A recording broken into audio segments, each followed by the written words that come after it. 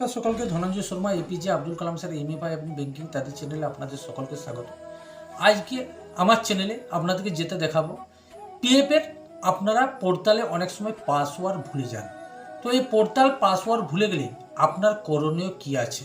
এক্ষেত্রে সর্বপ্রথম আপনাকে আপনার ল্যাপটপ কিংবা মোবাইলে গুগল ক্রোম ওপেন করুন।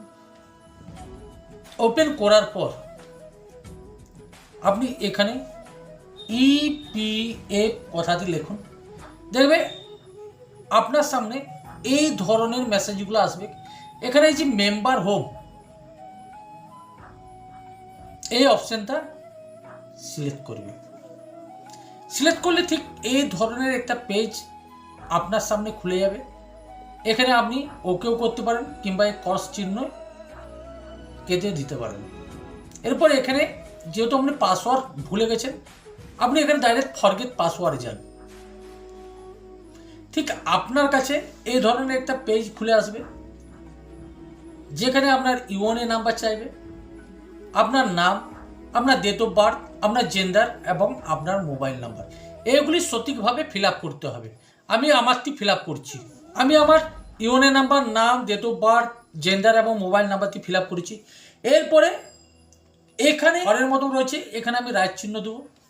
রাইট চিহ্ন দেওয়ার পর আমার কাছে একটা ক্যাপচার চেয়েছে, সেটা আমাকে ফিল আপ করতে হবে সঠিকভাবে। আমি এটা ফিল আপ করলাম। গেট অথরাইজেশন পিন, এখানে আমি ক্লিক করলাম। কাছে এই টাইপের একটা পেজ খুলবে। এখানে আজ দেখবেন আপনার মোবাইল যেটা রেজিস্ট্রেশন করা আছে, সেই রেজিস্ট্রেশন মোবাইল নাম্বারে একটা ওটিপি গেছে। সেই ওটিপিটা এখানে সঠিকভাবে দিতে হবে। দেওয়ার পর আপনাকে এখানে নিউ পাসওয়ার্ড এবং কনফার্ম পাসওয়ার্ড সেম দিতে হবে। এখানে আমি নিউ পাসওয়ার্ড এবং কনফার্ম পাসওয়ার্ড দিচ্ছি। ভেরিফাইয়ে ক্লিক করলাম। আপনারা দেখতে পাচ্ছেন your password has been successful change, অর্থাৎ আপনার পাসওয়ার্ড চেঞ্জ সাকসেসফুল হয়ে গেছে। অর্থাৎ এইভাবে আপনি খুব অল্প সময়ের মাধ্যমে নিজে আপনার মোবাইল কিংবা ল্যাপটপের সাহায্যে পাসওয়ার্ড চেঞ্জ করে নিতে পারবেন।